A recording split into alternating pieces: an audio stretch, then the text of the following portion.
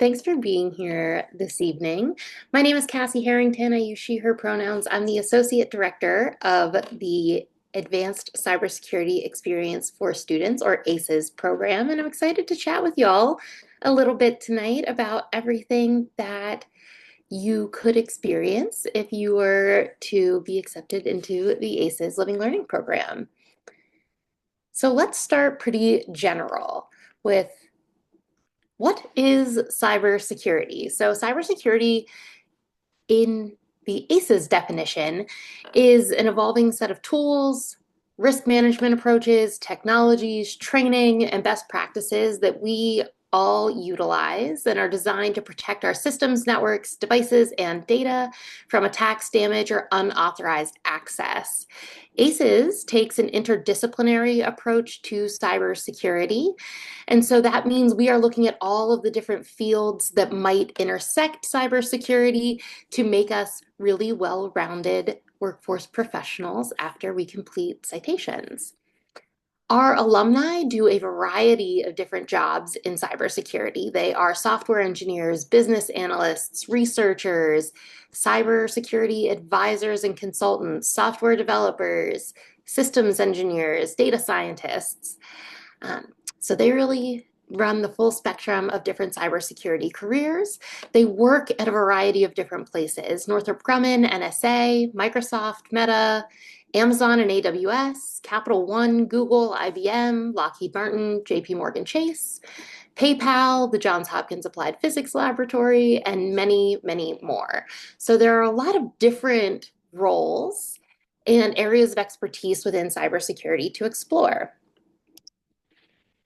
ACES was founded in fall 2013. It is the first honors cybersecurity program in the nation, which is very exciting. So if you are accepted to and join the ACES program, you're joining a rich group of alumni starting from fall 2013 who are out there in the workforce currently. Again, it is a multidisciplinary approach to cybersecurity, so we are looking at technical and non-technical aspects, and you'll see that reflected in the coursework that we'll talk about a little bit later. ACES is a 2+2 program, and I'm going to explain a little bit about what that means. The first two of the 2+2 is our ACES Living Learning program. That's what we're here to discuss this evening. Our Living Learning program is designed for first and second year students to build a foundation in cybersecurity skills, take some seminars to give depth in areas of cybersecurity that are interesting to you. The second two of the 2+2 is our ACES minor program. This is designed generally for junior and senior students, so there are several sophomores in that program as well. In order to be eligible for the ACES minor, you do need to complete 30 credits at the University of Maryland. So some students complete the ACES Living Learning program and only the ACES Living Learning program. Some students complete the ACES minor and only the ACES minor, and some students complete both the Living Learning program and the minor and spend all 4 years of their undergraduate career with the ACES program, which is very exciting. There are approximately 140 current Living Learning program students and 150 current ACES minor students on campus. So when you join the University of Maryland, you're also going to have some great peer groups to interact with across the ACES program.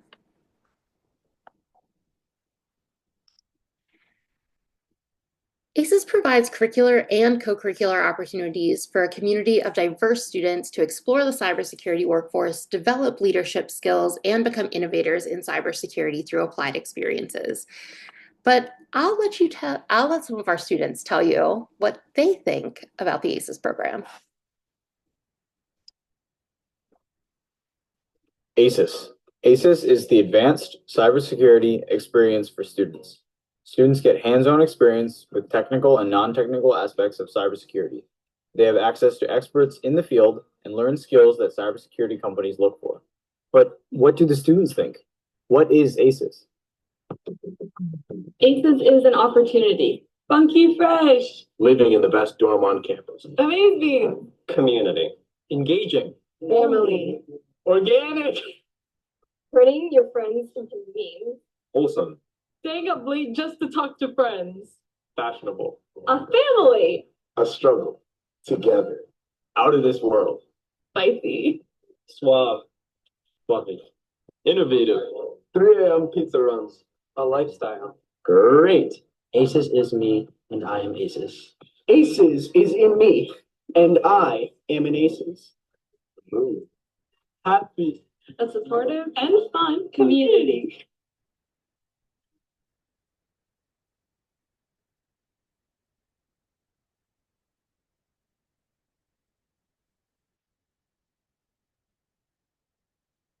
As you can see, there's a lot to do in the ACES Living Learning program.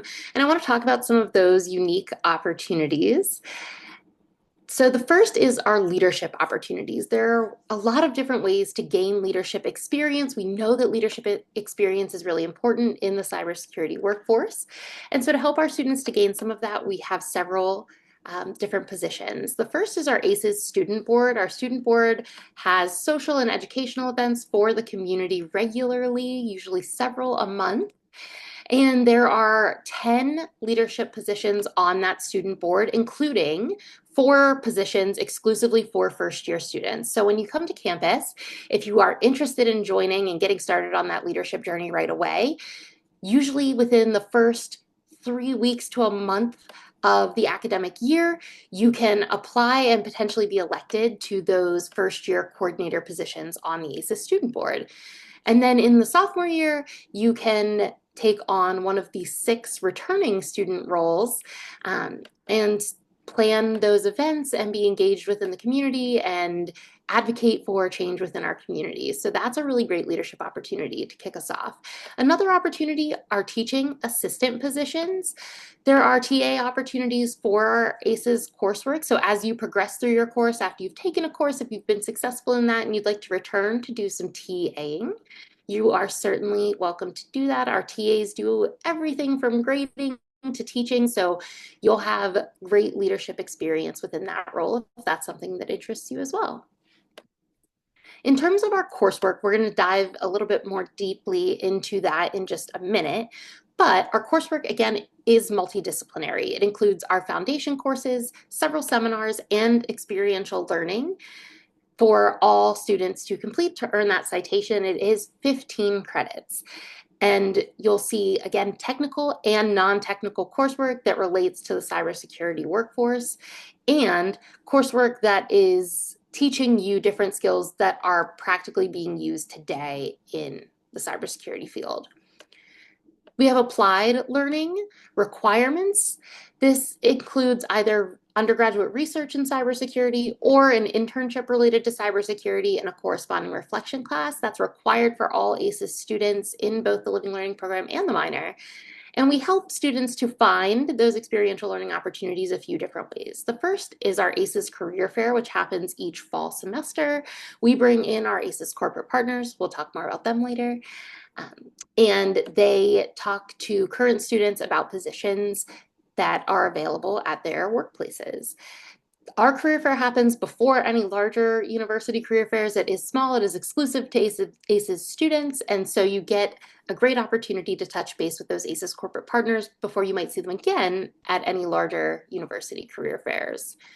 In terms of research, we do have some resources for that as well. One thing that we have done the last few years is our annual research fair, where we pull together faculty members across campus who are doing cybersecurity research and ask them to talk a little bit about the projects that they have ongoing.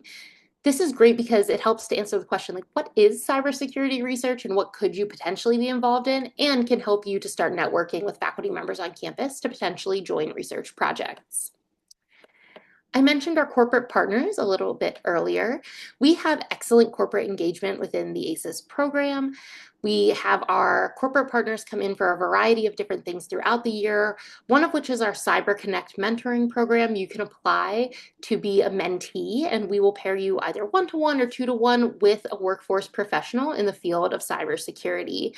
You'll then meet with that person at least once a month, more if both of you would like to do that, and connect about all kinds of different cybersecurity topics, the work that they do, options for careers in the field of cybersecurity, resume review, mock interviews. There are a variety of different things that our mentor-mentee pairings take on and tackle throughout the year. And so that's a really great opportunity to get a closer look at what a career in cyber can be like. We also have corporate partners in as course instructors. I mentioned that our courses are really tapping into work that is being done in the cybersecurity field today. And so we have some of those practitioners coming in to teach ACES coursework. And then we also have a series of professional development events that are supported by our corporate partners, including our Tech Talk series in the spring, where partners come in and present on hot topics in the field of cybersecurity for some bite-sized learning outside of class. And last but certainly not least, unique to ACES is our awesome community. I would be remiss if I didn't mention how great ACES students are. I'm incredibly biased, but I think they are wonderful. Our community has social, educational, and professional development events hosted by the student board and by the ACES program. We have a great partnership with the Cybersecurity Club on campus and their competition team. So if you're interested in capture the flag competitions, we do have a great partnership with them and you can get involved with them very easily. We also have a great partnership with the Women in Cybersecurity organization on campus. And so they host different workshops throughout the year. In the fall, they did a professional development series about resumes and interviews, and then also a Unix skills series. So lots of cool connections, even outside of ACES specific things and into kind of the student organization world of cybersecurity.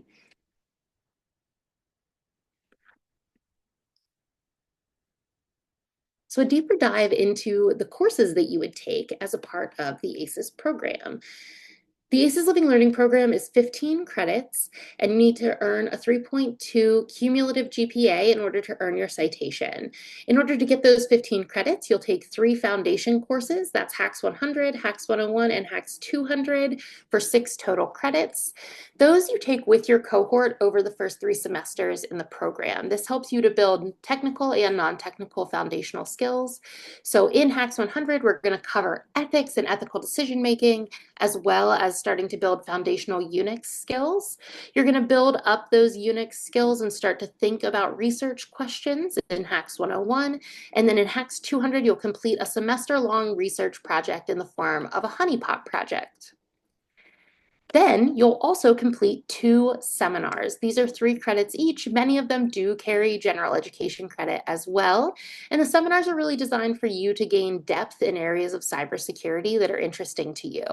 We have a variety of different topics: policy, accounting and economic aspects of cybersecurity, reverse engineering, communications, methods for solving and not solving puzzles, digital forensics, and more. So there are definitely ways to kind of choose those seminars that are most interesting to you and help you to build cybersecurity skills in both technical and non-technical areas.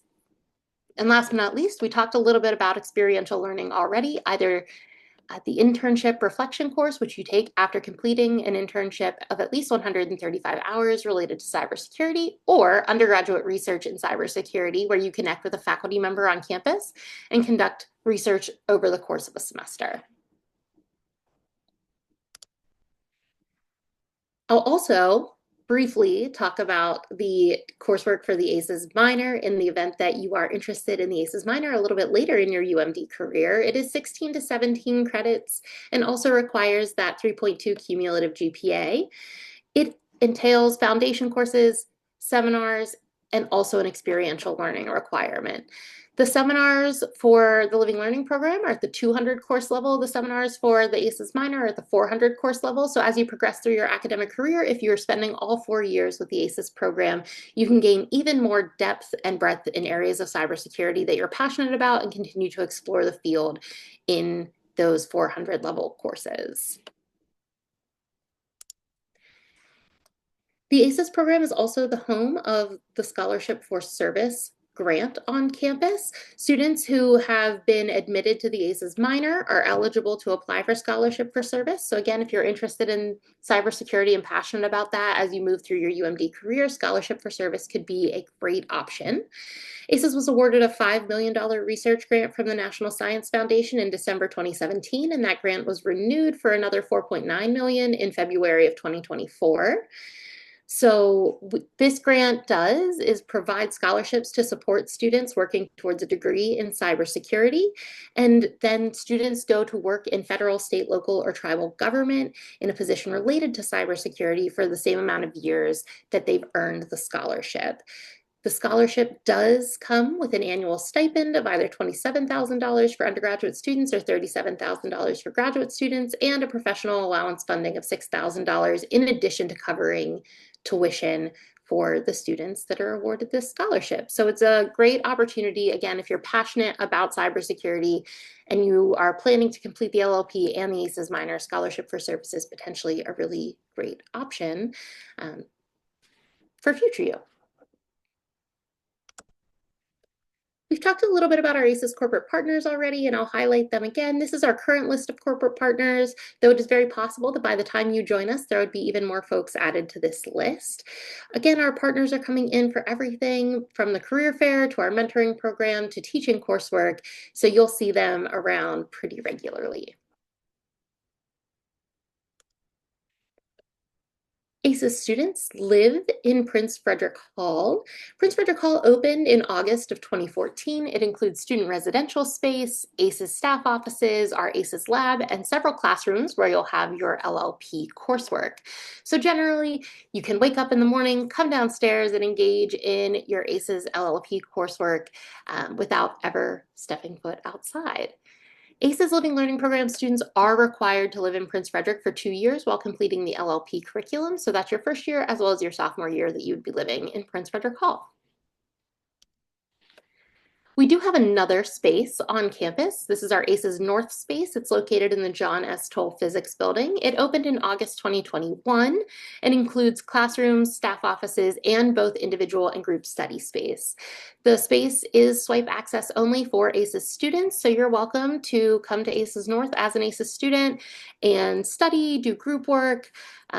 There's a coffee machine over there and freeze pops in the warmer months. So you're welcome to come and hang out in ACES North. It's a great pit stop between classes, and there's really great natural light, lots of windows. So it's a nice quiet place to get some work done. And that's the end of my formal presentation. So we appreciate your time and energy listening there. And now I'm going to turn it over to the real stars of this show.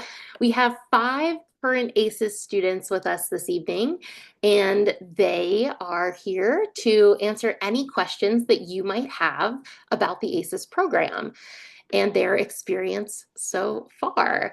So without further ado, if you all would like to turn your cameras on, unmute, and we'll get started with some introductions.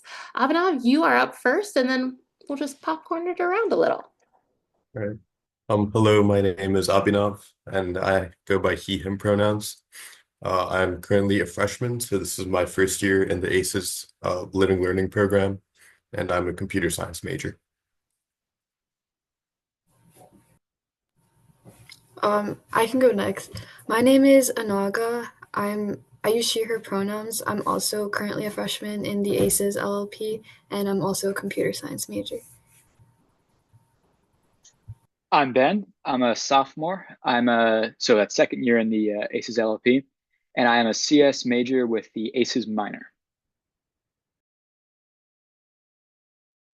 Hi, my name is Shiki. I am a freshman in the ACES program, and I'm a computer science major. Hello, my name is Neha, and I am also a freshman CS major.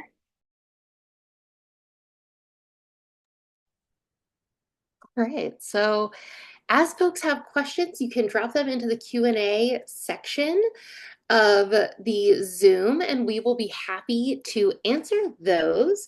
Our first question is for the experiential learning requirement. Are the internships typically remote or on campus, or are students expected to commute somewhere?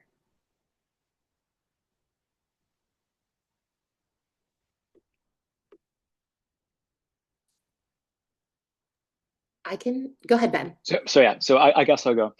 So a lot of for that experiential learning, right? There's usually there's two paths that you can fulfill at the two course designations. There's going out and getting a more traditional internship, right? And then you take an internship reflection class, or there's the opportunity to do research on campus that's cybersecurity related. So I and a lot of people I knew got a cybersecurity related internship, and then we would take the internship reflection class. And as for what that internship looks like, that's really on a case by case basis, right? The majority of internships are not going to be organizations that are too close to College Park, right? I was kind of lucky. My where I interned was pretty close to College Park, but I still had to commute.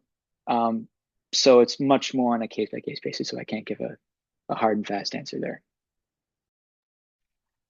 We do have folks that do internships and positions on campus. Certainly research, if you're conducting research rather than going the internship route, is with a faculty member on campus, but been spot on.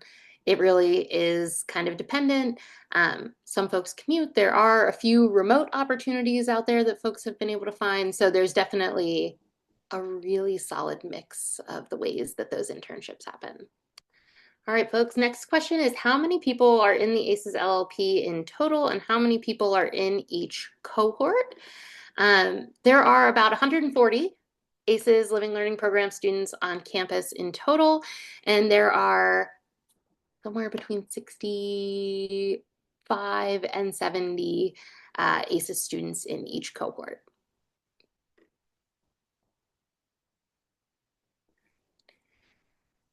What do you do as a member of the ACES student board and what are the perks?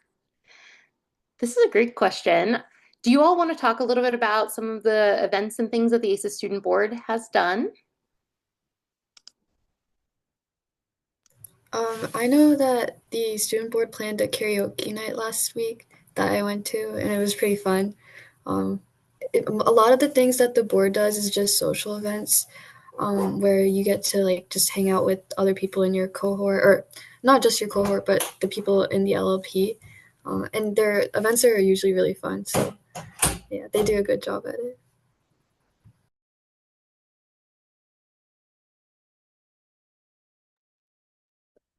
I would say, oh, go ahead, Shiki. Oh, yeah. So, I think when I first got here, I thought it was just going to be social events, but the student board also plans things like resume reviews, peer resume reviews, which can be very useful as a freshman, along with some other professional, like just peer-to-peer helping each other, events like that. But as Anaga said, there's just the main perk is just you get to plan parties and things like that. For example, they had a Super Bowl watch party last week, uh, and very often it's just planning events. Yeah, there are all kinds of different student board events throughout the year, everything from what she was mentioning in terms of professional development, educational events, to those social events that they were noting. They have an annual talent show and an annual end of year event. And it is a great opportunity to get some leadership skills built up early because, again, you can take on one of those leadership opportunities on the board within your first 2 months as an ACES student. And so the benefits, I think, are you get to plan some really cool things for the ACES community that the ACES program provides funding for. So you get to spend some ACES money in ways that you think are beneficial to the community and build up some of those leadership talents early. All right, folks. The next question is, do students majoring in CS or CE have a higher chance of getting into ACES? And this one is a firm no. We accept students of all majors. There are no specific majors that we are looking for. Everybody is welcome to preference ACES.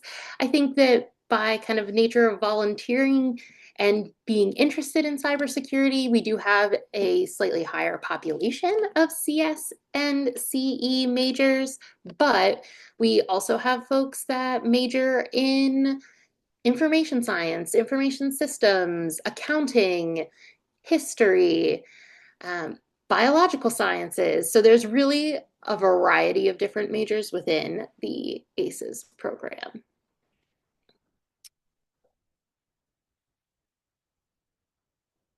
What are we looking for in ACES students? You all are ACES students. What do you think makes somebody a great ACES student? One thing that is really emphasized in ACEs is like being willing to learn and being really perseverant because cybersecurity is often something that's not taught at the high school level, so a lot of people are new to it. And so just being like really sticking with it even when it gets hard is really important. I would also say being a team player is important in cybersecurity and in the ACES program.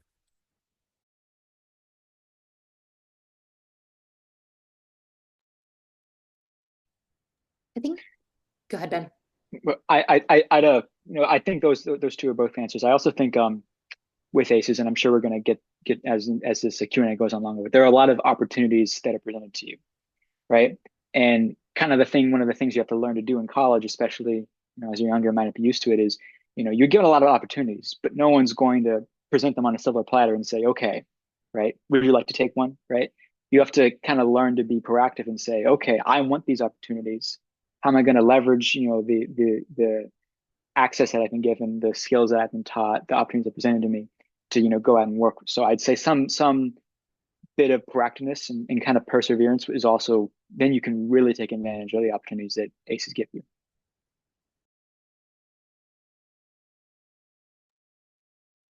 100% agree with all of those things. Sometimes folks will ask if you need to have cybersecurity experience or you need to be really proficient at coding to be in the ACES program. And my answer to that is no. You need to be passionate about learning cybersecurity. I think cybersecurity is something that can be used for good or evil, and we are hoping to build a cohort of innovators in cybersecurity who use their creative talents, who engage in teamwork, who are persistent and resilient, who take advantage of those opportunities to make the world a better place through the things that they're learning. What are the different roles on the ACES student board?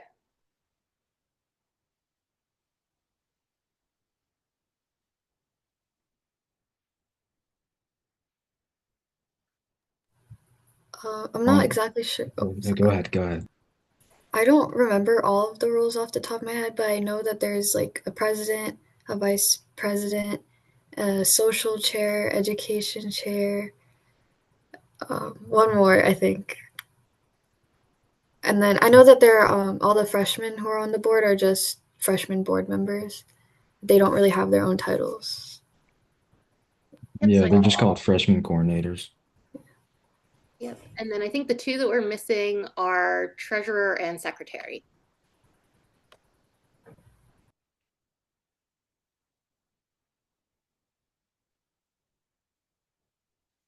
While cybersecurity is the main focus of the ACES LLP, is the LLP interdisciplinary? And if so, what are some ways other fields are incorporated? I think it's interdisciplinary and sort of just the community. The community is very interdisciplinary. As Cassie has said, we have a lot of different majors, a very diverse community. But I guess the coursework mostly, yeah, like you said, the main focus is cybersecurity, and a lot of it does just come down to technical stuff. But you'll also be exposed to different viewpoints. For example, the first course we take is ethics, um, which certainly is applicable to any other field. And a lot of the seminars that we have, what very, very wide variety. For example, something technical would be reverse engineering, but then you could also further pursue ethics or another subject that you're interested in, and that's a very wide spectrum. So I think other fields are definitely incorporated, but the very main track line is still much more like Unix coding, cybersecurity focused.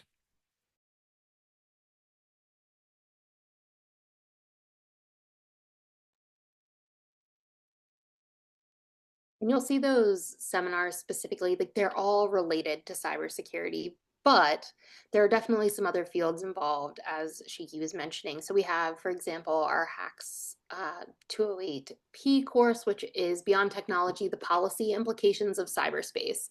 So you're looking at cybersecurity through a policy lens. Or 208A, which is Accounting and Economic Aspects of Cybersecurity. It's taught by a professor from the business school. And so you're looking at cybersecurity through a lens of accounting and economics and financial aspects of cybersecurity decisions. So there are definitely other fields there, but it all kind of ties back into cybersecurity.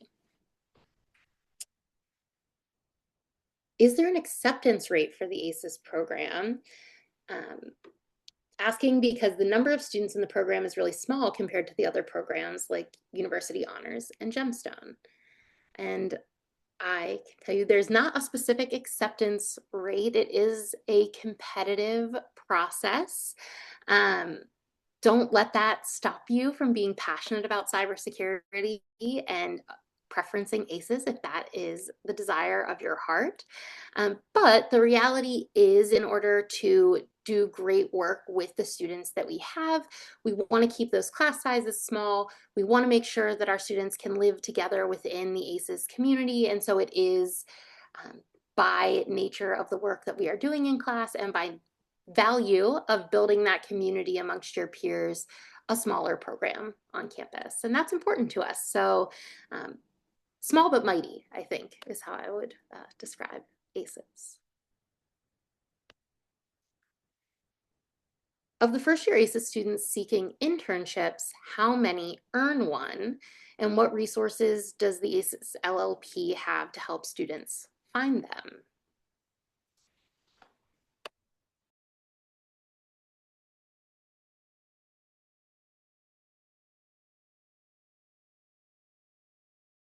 That's a pretty hard question to answer, at least the first part.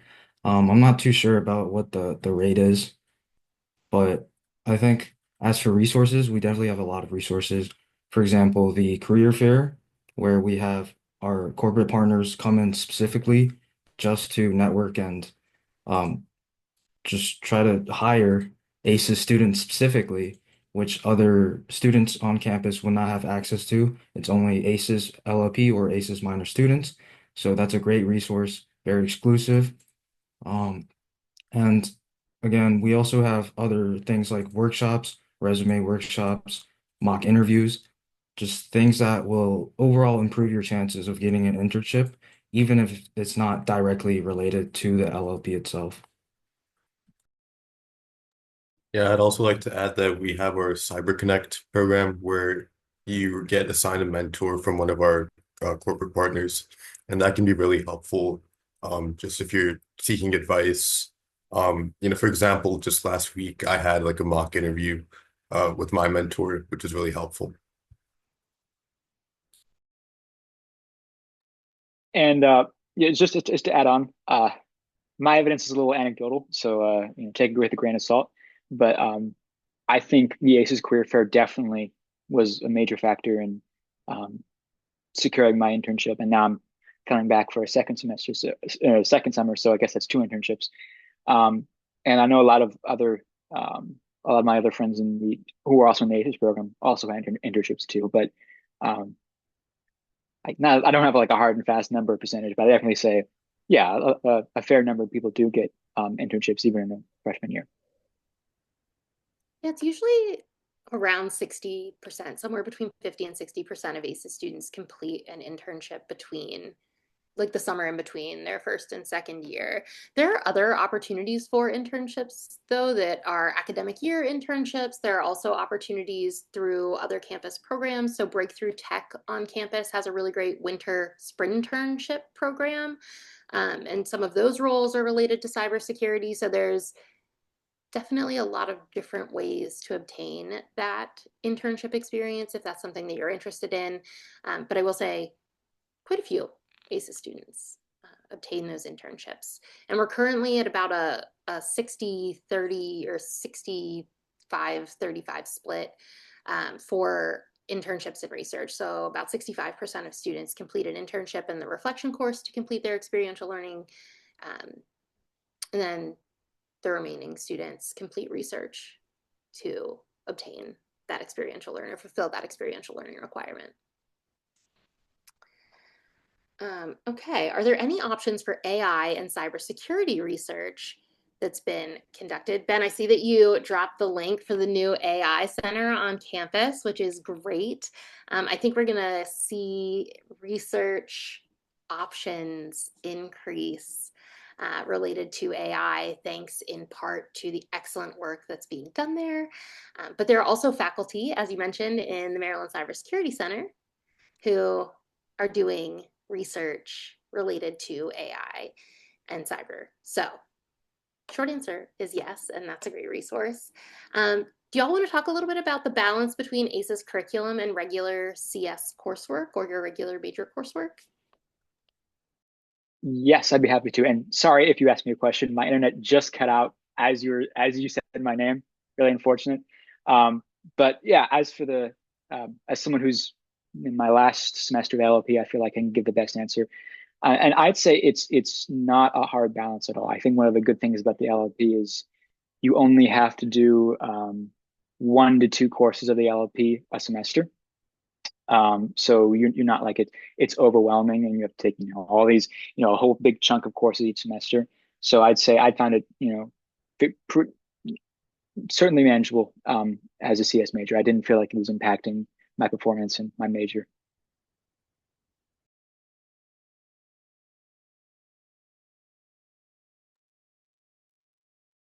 First year folks, what are your thoughts? Ben's a little further along in his college and ACEs journey. I guess I can answer this. Oh, actually, okay. Yeah, I'd say that it will get in the way if your major only if you let it. Like if you manage your time well, then there's no reason why you shouldn't be able to get the work done. And because we have a lot of helpful TAs for ACES courseworks who do really well, and they try to be helpful and available to you throughout the week. So it definitely makes it manageable. Yeah, I would add on, especially since we all live with each other, we can also always just get help from each other for if we need like any advice on how to complete assignments or anything. But yeah, I would agree. It hasn't been very difficult to balance my CS coursework and the ACES coursework. And then the last question in here is how competitive is the ACEs minor? Is 30 credits the only requirement? And the ACEs minor admissions process is also pretty competitive. 30 credits is not the only requirement. It is one of several. The others are that you need to have a 3.2 cumulative GPA or higher at the time of your application, and you need to have at least 3 semesters remaining on campus. The ACEs minor application opens each fall. If you are accepted into the ACEs minor, you could start coursework the following spring. So generally for folks, that means applying in either the fall of their sophomore or fall of their junior year. If you're on that kind of 4-year timeline, you generally will have reached 30 credits by the fall of your sophomore year, certainly by the fall of your junior year. But it is still a competitive process. There's an application, and so you would need to go through those steps as well. Ben, can you talk a little bit about your ACEs minor app process? What did you think? Oh, sure. So if my memory serves, the application went out. Let me make sure I get on dates. Like sometime in late September, early October, last semester. Oh wait, no, or was it the spring? I honestly have no idea when the application is. I'm going to refrain from putting information. I'll just talk about the application stuff because I remember that. It's so it was a Google form where part of it's putting some biographical stuff like what's your major, what's your GPA, and then the other kind of thing is kind of a repeat of college application, but not as bad. You don't have to write a comment out. You just have to they give some short answer questions about why do you want to be in this ACES minor program? How do you see this affecting your career? What do you want to get out of this? To kind of make sure that you're approaching the ACES minor for the right reasons, that you really are passionate, that you really have a plan that's going to relate to ACES minor and help you, because it is a competitive program. So you don't want people who are motivated and will going to take the most value out of it. But I wouldn't say it was like a, extremely stressful process. We had spent hours and hours laboring. It is much more low key than college applications. But still, if you're interested, take some time into it. Don't chat GPT it. That's what I'm saying. That's a good tip. All right, what percentage of students in the ACES program are not CS majors? So I think it's almost exactly 40%. Most of them do tend to be like some sort of engineering, but we also do have a large portion of our program that are not engineering or CS. If that helps. Yep, perfect.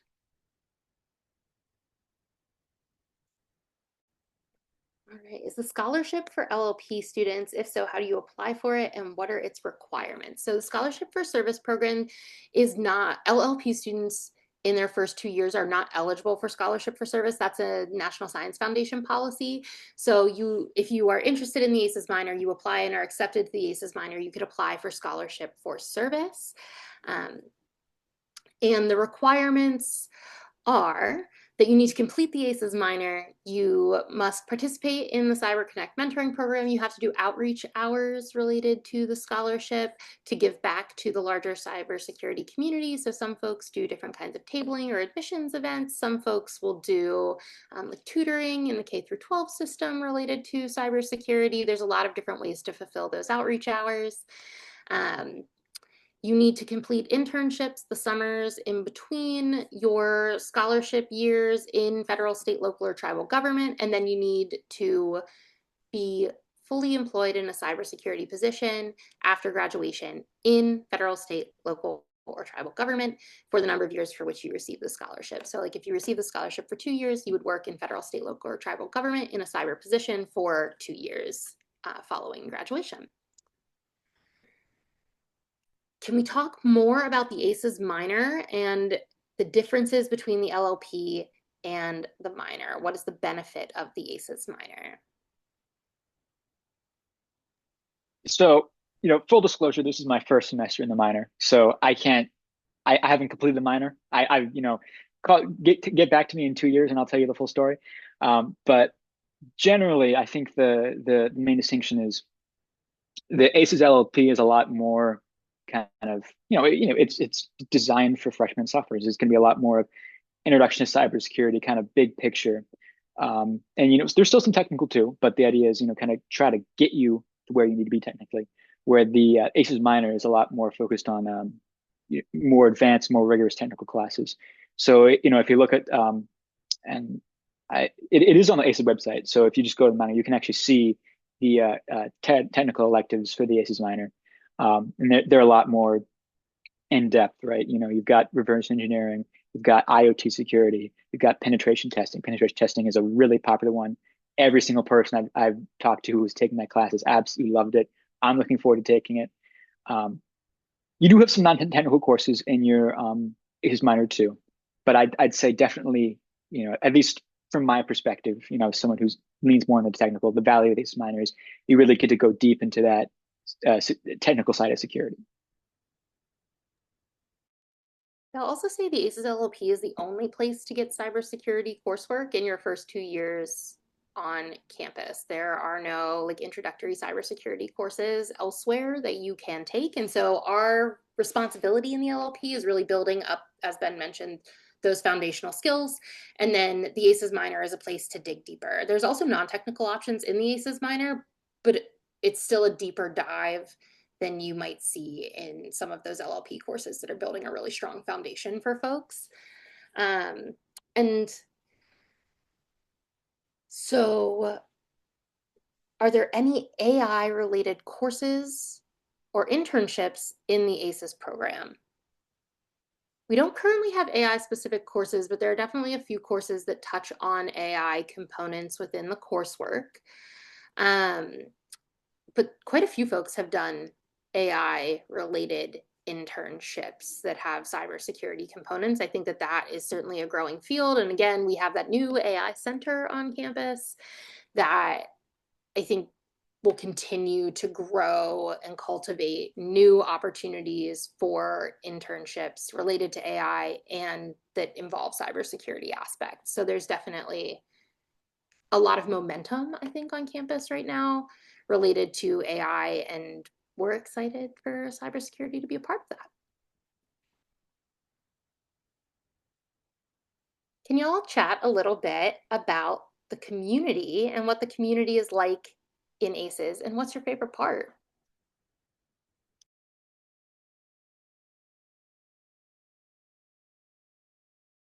Sure. I think you can go ahead. Okay.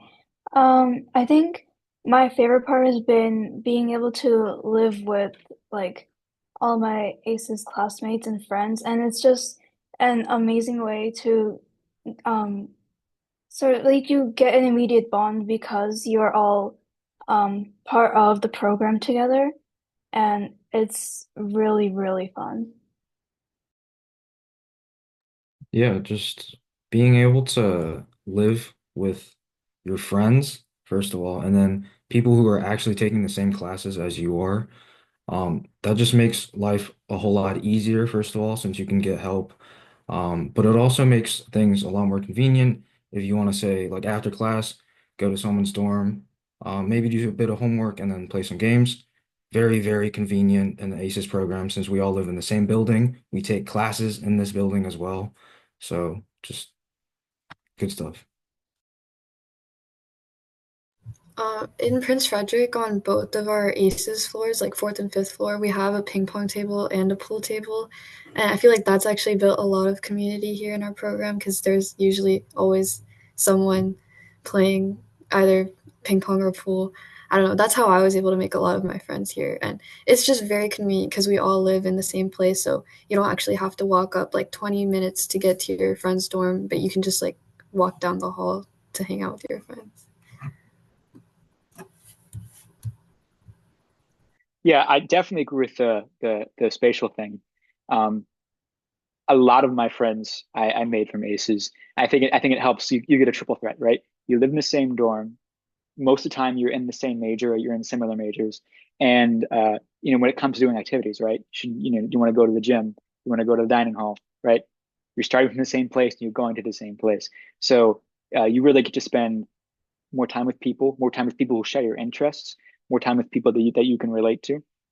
And, I'm a sophomore now, so I live in a semi suite, right? 4 people, and three of them are close friends who are also in ACES, and I wouldn't have met them if it hadn't been through ACES. So I definitely say it's a great place to make good friends, and I've certainly benefited from that.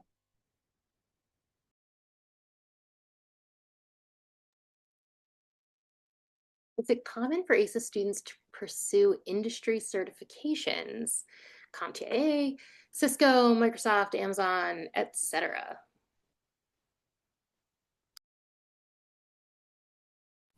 I do think it's pretty common. I personally haven't gotten any certifications, but I have many friends that have either gotten certifications or are planning to try to get certifications.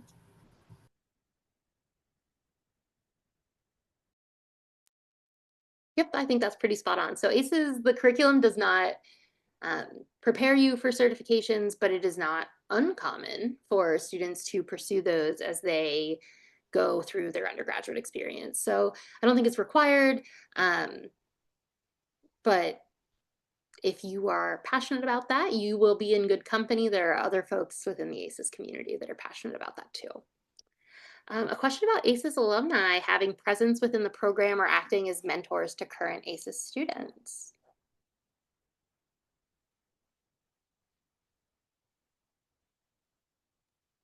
So there is, as mentioned previously, the Cyber Connect Mentor Program. That's not exclusive to ACES alums, but there are a lot of ACES alums in the program. Also, a lot of UMD alums. So, kind of because, as Cassie mentioned earlier, the ACES program is a little more than 10 years old. 10 years old, a little more than 10 years old.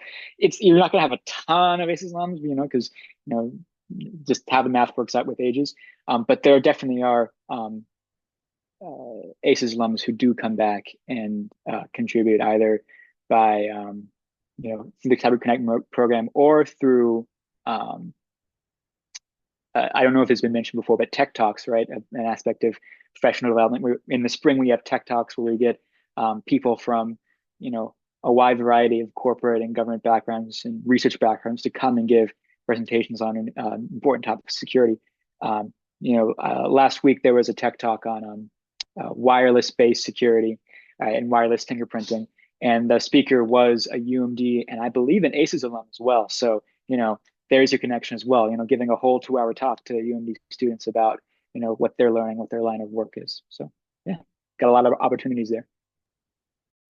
Yeah, shout out to Beckett. He is an ACES alum. Um, Also, Ben mentioned earlier Hacks 408T, that ACES minor course that's very popular. The instructor of that course is an ACES alum. And the instructor for Hacks 208E this semester is also an ACES alum. So in CyberConnect, at Tech Talks, in the classroom, you'll definitely see a few ACES alum out there.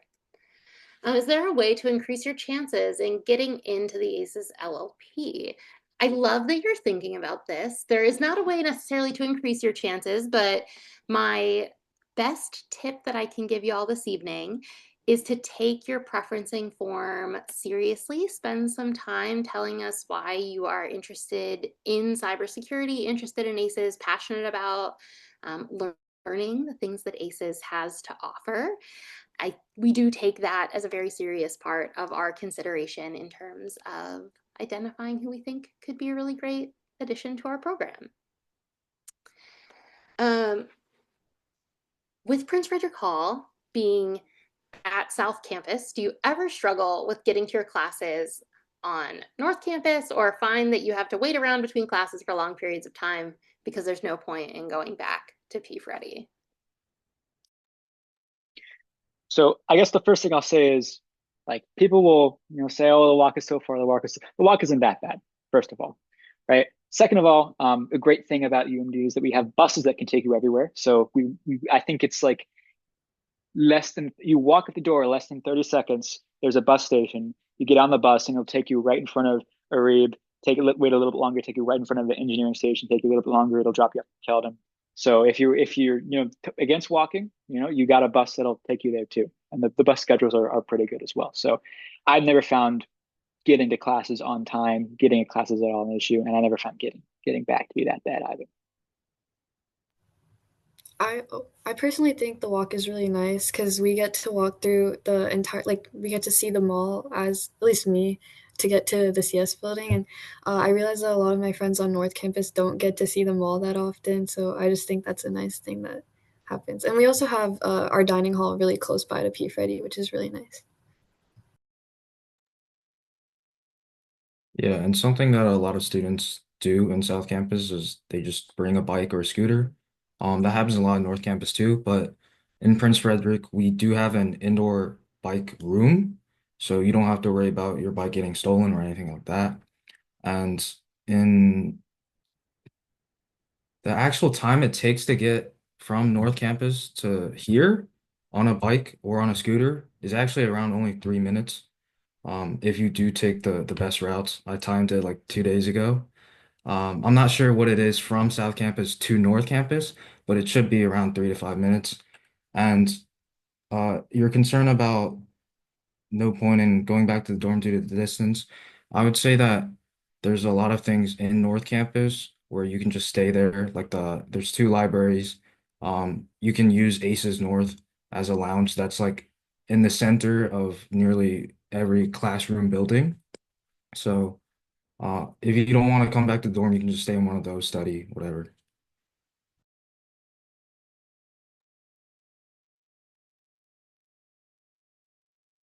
Great, and we are running low on time, so I'm going to turn it over to you all for this last question and any final words of advice that you have for folks in terms of preferencing ACES. So the last question is, do you find ACES or CS coursework in general takes up most of your time outside of class, or do you feel like you have time to participate in things like intramural sports and clubs?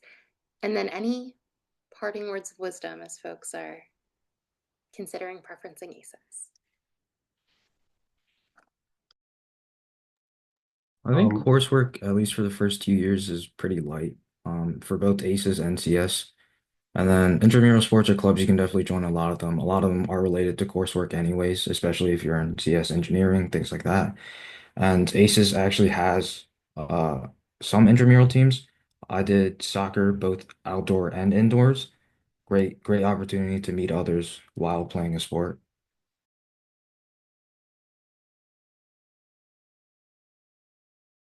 I definitely think that ACES is not like a very time consuming LLP. I do have a lot of time to hang out with friends and planning to join a lot more clubs this semester. And I don't think my coursework is going to be holding me back from being able to participate in things outside of school.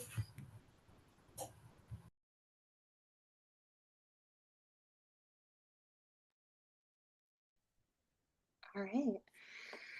Well, thanks to all of our current students. Round of applause. Y'all are ACES experts. And so it was a pleasure to have y'all here this evening. And for our folks that are considering preferencing ACES, it was great to have you all here with us to learn a little bit more about the ACES program. If you have any questions about ACES after this, there are a few things I would recommend. First, you can email us at aces@umd.edu. You can check out our website, aces.umd.edu. And you can follow us on Instagram, where we post a lot of different things. We'll have some student takeovers in the next few weeks. There are always posts about the different events that are happening in ACES. It's kind of like a nice glimpse into life within the ACES LLP and in some cases the ACES minor. So thank you all again for being here. It was a pleasure, and we're hoping to see your preferencing forms soon. Thank you, Cassie. Thank you, ACES students, for taking time out of your evening to talk more about ACES for admitted students. So just again, for those who join later, this is being recorded, so it will be sent out to you guys via email in the coming days so that you can kind of go back and if you need to reference anything, as you're completing your preference form.